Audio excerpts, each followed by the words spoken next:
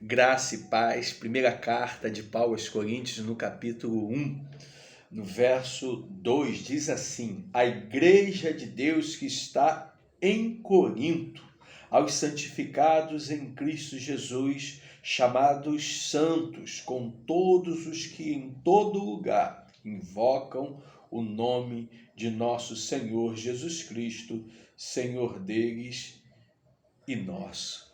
A primeira coisa que me chama a atenção neste verso é que a igreja é de Deus. O Senhor Jesus Cristo tinha dito a Pedro, na presença de todos os discípulos, que ele edificaria a sua igreja. A igreja, então, ela é uma organização, um organismo vivo, cujo cabeça é o próprio Senhor e Salvador Jesus Cristo. O apóstolo Paulo escreve esta primeira carta à igreja de Corinto e algumas vezes ele faz admoestações muito duras, ao ponto de considerar essa igreja em alguns versos como uma igreja carnal, uma igreja que vivia com muitas dissensões, partidarismo. Então Paulo escreve para admoestar esta igreja que estava se dividindo. Uns diziam que era de Paulo, outros de Cefas, outros de apóstolo e outros de Cristo. Então o apóstolo Paulo escreve para corrigir não só essa questão, mas como tantas outras. Mas eu quero pensar, meu querido irmão, servo do Senhor, querido pastor, pastora, missionário, sobre uma questão muito importante. Eu não sei se você tem percebido, na sociedade há, com muita frequência, principalmente depois de 2019, a tal da cultura do cancelamento. Pessoas que, ao observarem um erro, uma ação, uma atitude equivocada, de muitas vezes homofobia, racismo, violência, ou até mesmo no campo da política, esta pessoa ela é julgada de uma forma inquisitória no tribunal da internet. E a internet ela não esquece, este cancelamento muitas vezes ocorre em fatos que já aconteceram muito tempos atrás, mas uma vez vindo à tona novamente através de um compartilhamento de alguém exibindo aquela frase, aquela fala, aquela atitude na internet, e logo, mesmo que esta atitude desta pessoa já tenha acontecido há muitos anos atrás, o cancelamento acontece. Outro fenômeno que tem ocorrido com muita frequência são aquelas pessoas que sempre tecem comentários em suas mensagens, em seus textos negativos contra igrejas, contra pastores, e a sensação que nós temos muitas vezes é que a igreja é um monstro, os pastores, os membros, as pastoras, os ministérios são verdadeiros antros de maldade, de imposição, de tudo de ruim que existe. Porque nestas pregações, nestas postagens, a gente consegue distinguir muitas vezes que a fala daquele comunicador em relação a pastores, igreja, que esta igreja é maldosa, essa igreja é homofóbica, esses pastores não amam, não há, todo mundo hipócrita, ninguém se interessa pelo outro, as pessoas, os membros da igreja, os pastores, as pastoras só pensam em si mesmo, são pessoas que escravizam, são pessoas que enfim, gente, que detestam quem usa tatuagem, são preconceituosas, ou seja, é uma enxurrada, uma metralhadora apontada dioturnamente contra a igreja, contra o povo de Deus, contra pastores, contra homens e mulheres do Senhor. Eu não sei você, meu amado irmão, minha amada irmã, servos do Senhor. Eu conheço muitos pastores no Brasil, fora do Brasil. Eu faço parte de uma ordem de pastores aqui em Niterói. E eu conheço muitos desses homens, o trabalho, a igreja, muitos membros, pessoas amabilíssimas, gente comprometida com a verdade, com o amor, com a mensagem do Evangelho. Eu mesmo, quando cheguei na igreja a qual eu faço parte, eu sou membro, antes também ouvi acusações, mas quando ali entrei, quando passei a ser membro, vivendo aquela relação comunitária, quanto eu tenho sido abençoado. Eu já viajei 2 vezes para fora do Brasil, em viagens missionárias, conheci homens e mulheres do Oiapoque ao Chuí, gente piedosa, gente amorosa, gente dedicada, mas quando a gente escuta algumas mensagens, é um peso de acusação muito forte. Você está abrindo igreja e quer contaminar pessoas, não ama pessoas, você está interessado em dinheiro. Gente, o quadro que é pintado, eu fico assim assustado. E pouco se fala de gente amorosa, de gente dedicada, de igrejas, irmãos, que têm sido canais de bênção para a sociedade, para o próximo, pastores, pastoras, missionários, ministérios, homens e mulheres de Deus que têm feito trabalhos de exaltar e glorificar o nome do Senhor, mas ainda assim, nestas falas, a percepção que eu tenho é que a igreja é um mal na face da terra.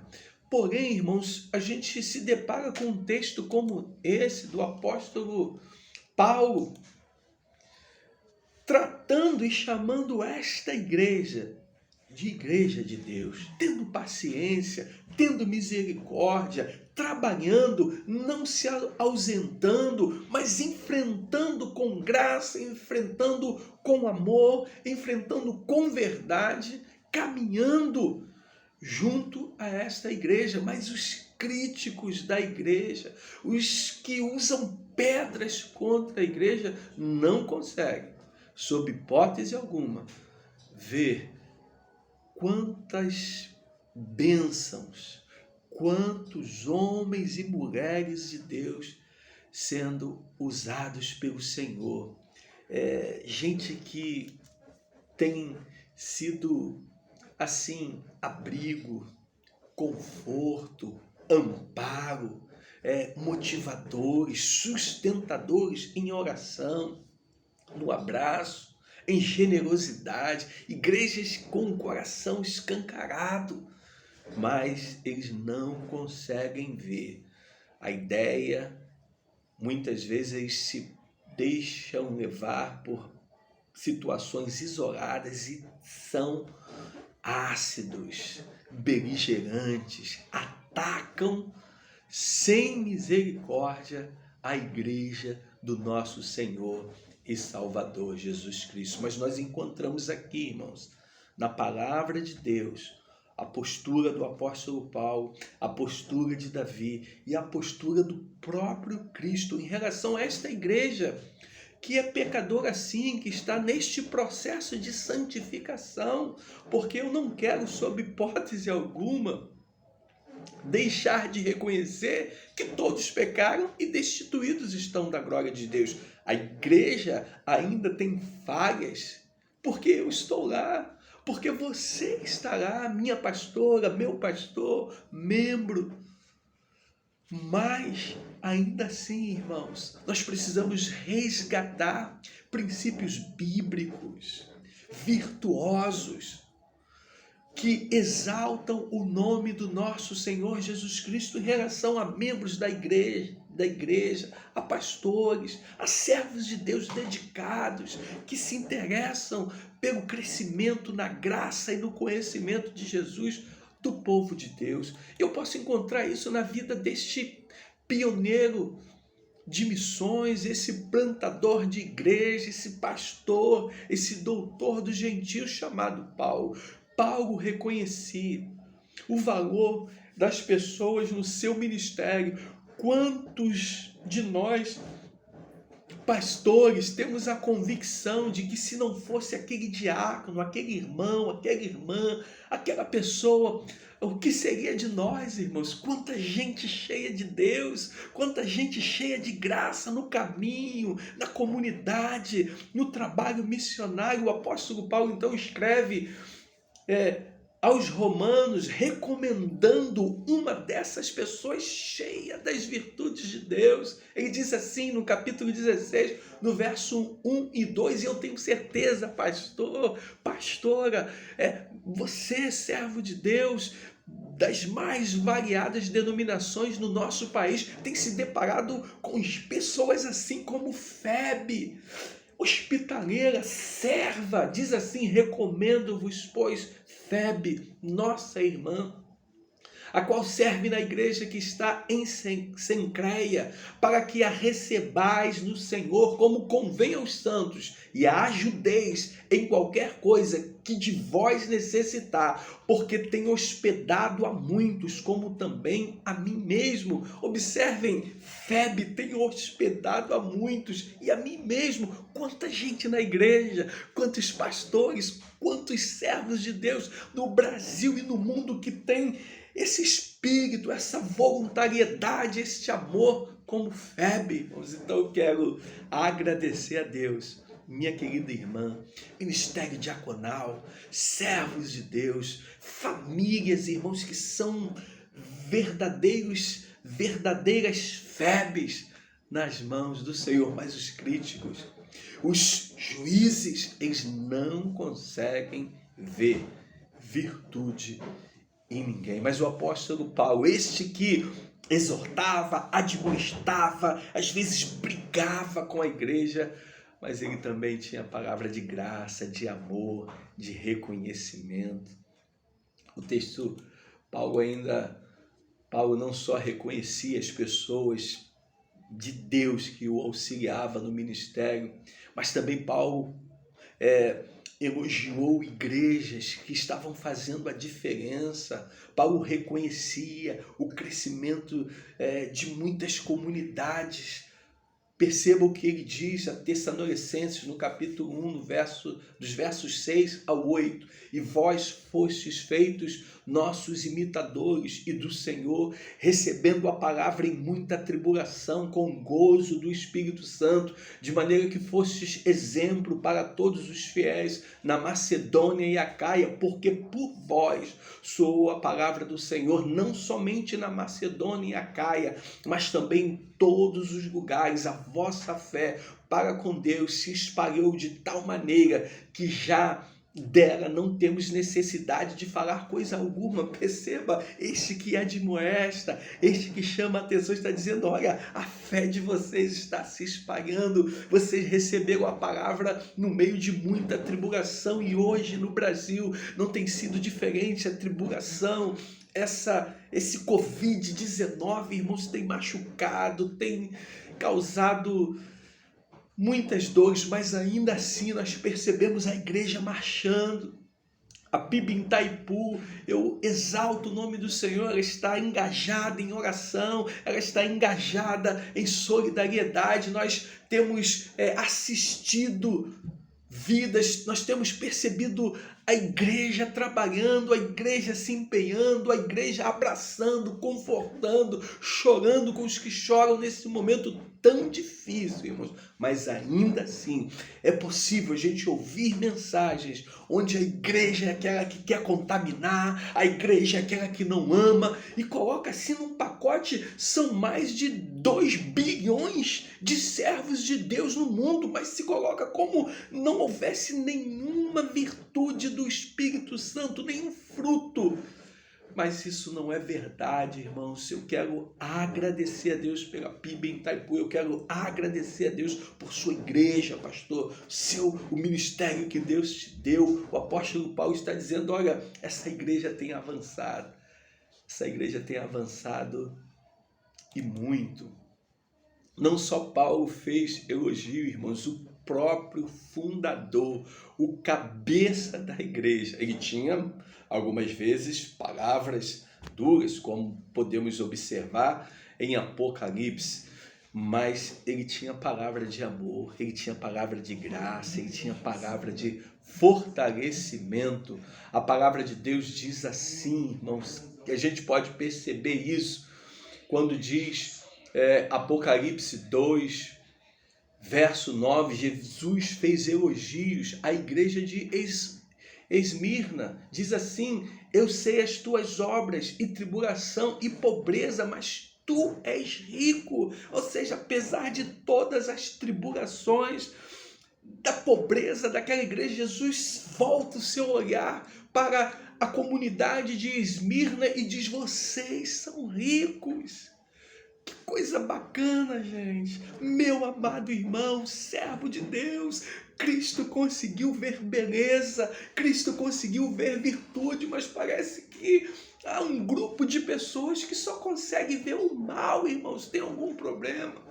Tem alguma situação neste coração, querido? Novamente, eu não recebi procuração do Senhor para defender pastor, para defender missionário, para defender pastora, os servos de Deus, porque Cristo, Ele é o Senhor da igreja. A igreja pertence a Ele. Então, quando você ataca, quando você agride, quando você é ácido, você está sendo contra o organismo, a comunidade, o povo que Deus elegeu, que Deus salvou, que deu a sua própria vida pela igreja, conforme diz a palavra.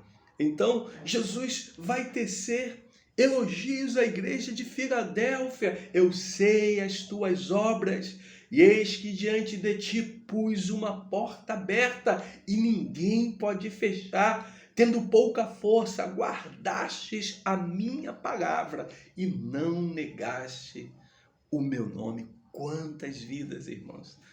O Senhor me alcançou há 30 anos atrás.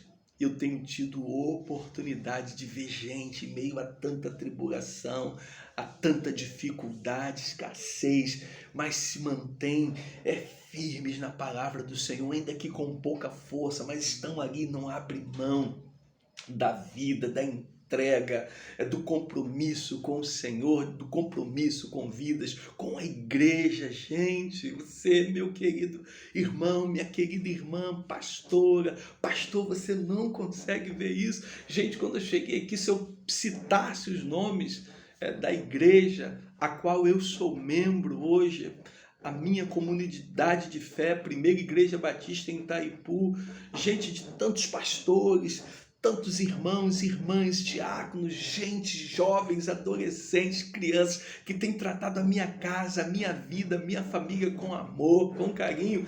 Então eu não vou citar nenhum nome, irmãos, para não incorrer em injustiça, esquecendo irmãos maravilhosos, mas pense nisso, avalie isso, querido.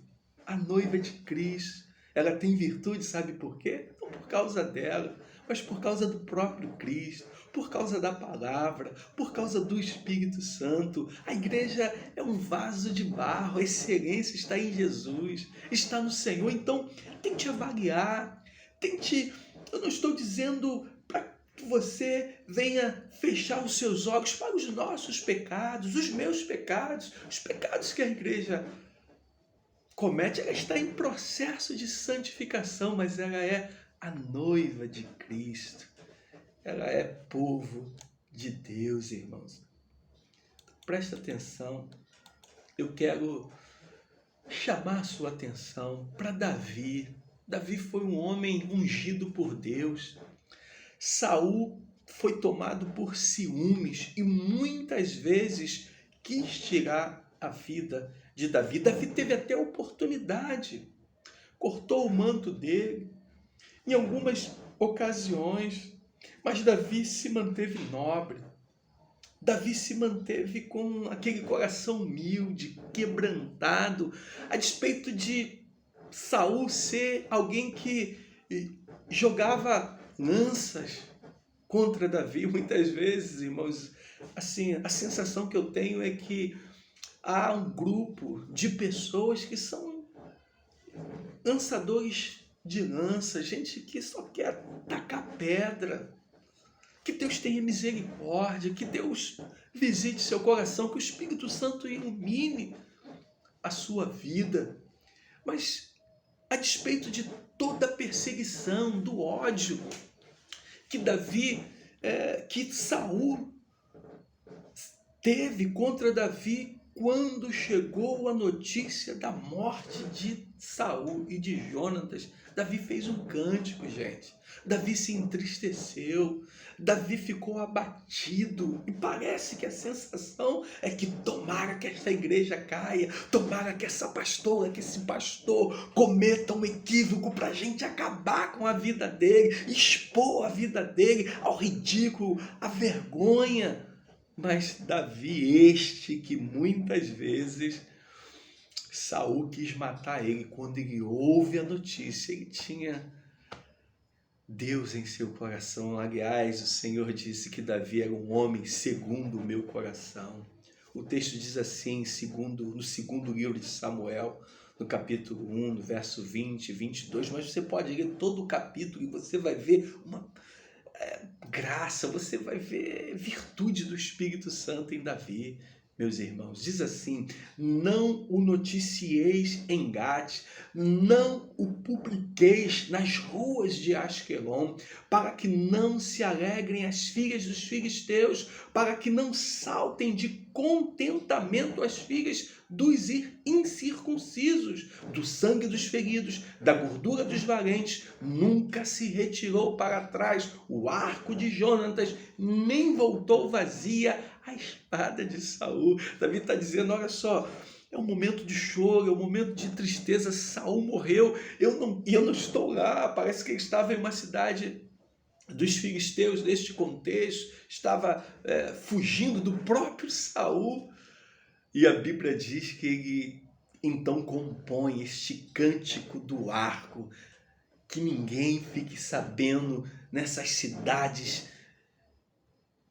da Filístia, em Asquelon, em Gate, que caiu um valente, que caíram 2 valentes de Deus. Gente, é tempo da gente pensar nisso. Vamos pedir ao Espírito Santo para trabalhar amor, mais tolerância, mais graça, mais misericórdia. Não se esqueça, hoje, eu, você, nós só nos levantamos porque a misericórdia de Deus se renovou sobre nossas vidas. Foi o amor dele, foi a graça de Jesus. Perceba o que Davi está fazendo, meu querido irmão, minha querida irmã. A igreja, seus membros ainda pecam, mas ela é a noiva de Cristo. Ele está santificando o seu povo. Não queira ser o John Knox da igreja. Não queira ser o reformador Lutero da igreja. Fique calmo com isso novamente. Eu não estou dizendo que a admoestação não é bíblico. Eu não estou dizendo que a disciplina não é bíblica, não, querido. Pelo contrário, só estou dizendo é que essa acidez, essas palavras muitas vezes pesadas de juízo, isso não vem de Deus, querido. Pode ficar tranquilo. Deus não perde o controle. A igreja é dele. Ele não só está no controle, como disse o nosso saudoso irmão Alain, ele é o controle. Vós, maridos, Amai vossa mulher, como também Cristo amou a igreja e a si mesmo se entregou por ela, para a santificar, purificando-a com a lavagem de água pela palavra, para a apresentar a si mesmo, igreja gloriosa, sem mácula, nem ruga, nem coisa semelhante, mas santa e irrepreensível. Olha, prestou atenção no texto? O Senhor Jesus está trabalhando, o Senhor Jesus está restaurando para apresentar a si mesma. Ou seja, a ação dele é contínua, com um propósito eterno sobre a vida da igreja. Então, não fique desesperado, não queira cornetar. É a linguagem do futebol, né? Cornetar, só quer acusar a gente. Ele está trabalhando, ele está santificando, ele está restaurando a sua noiva, ele está lavando com a sua palavra. E para finalizar, a Bíblia fala de uma igreja, meu irmão, uma igreja, uma comunidade, que o Senhor Jesus foi bastante duro com ela. Ele disse palavras assim difíceis de ouvir. Ele começa dizendo: olha, vocês não são nem quentes nem frios. Vocês são mornos. Eu estou a ponto de vomitar vocês da minha boca. Gente, isso é terrível. Em outras palavras, esta igreja estava dando ânsia de vômito no nosso Senhor e Salvador Jesus Cristo. Estou a ponto de vomitar. É o Mestre, é o Senhor, é o dono da igreja dizendo. E não só isso, ele disse: olha, eu conheço as obras de vocês. O Senhor conhecia aquela igreja, o Senhor sabia de tudo. E aí o Senhor diz que eles, olha o que diz aqui o texto: aconselho que de mim, como dizes, rico sou e estou enriquecido e de nada tenho falta, e não sabes que és um desgraçado e miserável e pobre e cego e nu. Gente, isso é muito forte. Mas não só isso, ele chama a atenção, ele diz: olha, poxa, vocês estão me desagradando muito, vocês se acham, vocês se colocam, têm uma autoimagem totalmente equivocada, uma identidade totalmente mentirosa de vocês. Eu que consigo enxergar e discernir e dar o verdadeiro diagnóstico de quem são vocês. E aí então ele traz à tona a realidade da igreja de Laodiceia. Mas presta atenção, meu querido, minha querida, você que se coloca como acusador e de repente olha para esse texto: não, João Batista disse, não, Paulo chamou a igreja de Corinto de carnal, Jesus disse que estava a ponto de vomitar a igreja de Laodiceia, então eu posso também ser profeta, Deus me levantou, eu sou franco, eu não tenho medo de dizer a verdade. Só tem uma coisa: Paulo se deixou gastar pela igreja de Corinto. Só tem uma coisa: Jeremias derramou muitas lágrimas pelos judeus. Só tem uma coisa: Cristo derramou todo o sangue por sua igreja. E ele não só admoestou, olha o que ele diz: aconselho-te que de mim compres ouro provado no fogo, para que te enriqueças, e vestes brancas para que te vistas, e não apareça a vergonha da tua nudez, e que unja os olhos com colírio, para que vejas. Eu repreendo e castigo a todos quantos amo. Sê, pois, zeloso e arrepende-te. Preste atenção, querido, o Senhor Jesus, ele diz: olha, eu amo vocês, eu tenho um conselho para vocês, eu tenho direção para a vida de vocês, eu tenho um caminho mais excelente para vocês. Me escutem, me ouçam, a despeito da riqueza, da lã que vocês exportam, do óleo que vocês produzem, para os olhos, o colírio, a despeito da medicina, da riqueza da cidade. Comprem de mim. Eu tenho bênçãos para vocês. Olha como é que é totalmente diferente, irmãos. O Senhor Jesus chama a atenção. O Senhor Jesus aconselha e diz: olha, eu estou fazendo isto. A minha palavra é dura, mas eu faço isso com quem eu amo. Eu faço isso com quem eu me relaciono. Eu estou junto, eu estou perto, eu estou com vocês. E como a gente pode ter essa certeza, irmãos? Que às vezes o crítico, o juiz, ele se levanta de uma forma assim, soberba, sem nenhuma misericórdia, apontando, jogando pedra. Mas ele não está ali, ele não se doa, ele não se entrega, ele está afastado, é apenas o crítico, o corneteiro. Mas o Senhor Jesus, o Santo, Santo, Santo, Santo é o Senhor. O texto sagrado está dizendo, irmãos, que a despeito da crítica, ele não abandona, ele não vira as costas para esta igreja. Antes, ele diz no verso 20, eis que estou à porta e bato. Se alguém ouvir a minha voz e abrir a porta, entrarei em sua casa e com ele cearei e ele comigo. É diferente, não é, irmãos? Ele tem autoridade, ele é santo, nunca pecou, em tudo foi tentado, ele admoesta, ele é duro, ele está disciplinando esta igreja, mas ele está dando conselho, está se colocando no caminho desta igreja, ele está apontando para a restauração, ele está desejando comunhão, ele não desiste desta noiva, ele não se afasta desta noiva, ele não vai embora e deixa esta noiva antes, irmãos. Ele diz, olha, eu estou aqui,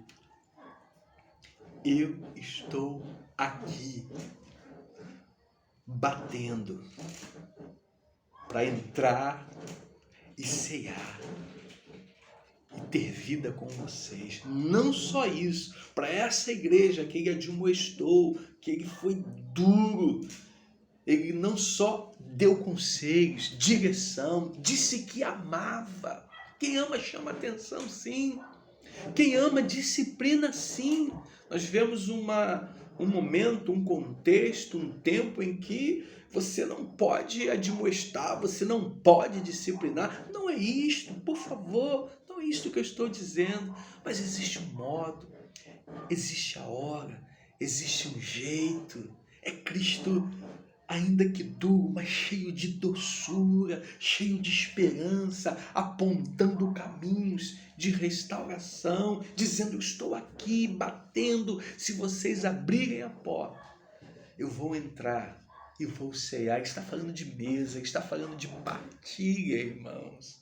E não só isso, ele faz promessa para esta igreja que ele estava admoestando: ao que vencer, lhe considerei que assente comigo no meu trono, assim como eu venci e me assentei com meu Pai no seu trono. Quem tem ouvidos, ouça o que o Espírito diz às igrejas. Ele diz, olha, ouça o que o Espírito está dizendo.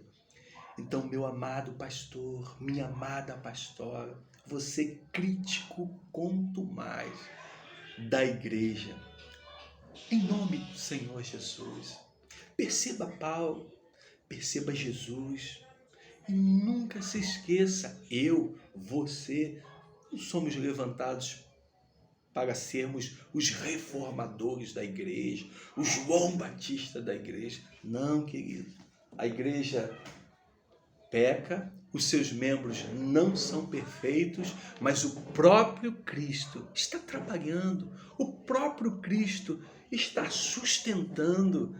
A Bíblia diz, palavras do nosso Senhor Jesus Cristo, que nem as portas do inferno prevaleceriam contra a igreja do nosso Senhor e Salvador Jesus Cristo. Então, gente, vamos orar. Tem sido um tempo muito difícil. Eu ouvi uma frase, quase ninguém está bem. Vamos ter mais paciência, vamos ter mais graça. E eu quero te convidar, neste momento, a ter um olhar de graça, a ter um olhar de mais humildade, de paciência e de gratidão pelos servos de Deus, pela noiva de Cristo na face da terra. Porque se Cristo, o único santo, aquele que disse para os escribas e fariseus que se achavam acima da média, quem não tiver pecado, atire a primeira pedra. Poxa, se ele disse para a igreja de Laodiceia, eu estou aqui, eu quero entrar, eu quero ceiar com vocês, eu quero santificar, eu quero restaurar, eu aconselho que de mim vocês comprem ouro, comprem corinho para os vossos olhos. Ah, meu amado irmão, se Jesus fez isso, quem sou eu para me colocar como alguém que não posso, alguém acima, alguém totalmente santo? Não, o Cristo, o Filho de Deus, o único que pode abrir o livro com os seus segredos. Ele disse, eu estou batendo porque eu amo. Então eu quero terminar incentivando a você a orar mais pela igreja, a interceder mais pela igreja e perceber este princípio. Quantos servos de Deus, quantos pastores. Então eu quero terminar agradecendo a Deus por você, membro de igreja, agradecendo a Deus por você, ministério diaconal, ministério de música, de crianças, de adolescentes, de jovens.